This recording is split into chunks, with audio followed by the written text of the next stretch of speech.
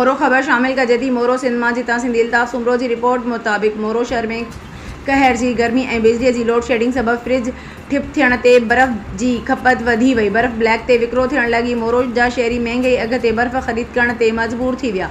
तालका इंतज़ामिया किथे भी नज़र न आई। मोरो शहर ऐं तालका मोरो जे नंढनि वॾनि शहरनि ऐं ॻोठनि नवां जतोई, सुनहरी फार्म, कमरदीन, चांडियो, ख़ालिदाबाद, मुबारक बुढ़ो, परण, ॾेपाड़ जा पुराणा जतोई ऐं ॿियनि हंधि लॻ साड़ींदड़ गर्मीअ ऐं बिजलीअ जी लोड शेडिंग सबबि बर्फ़ ब्लैक ते विकिरो थियण लॻी।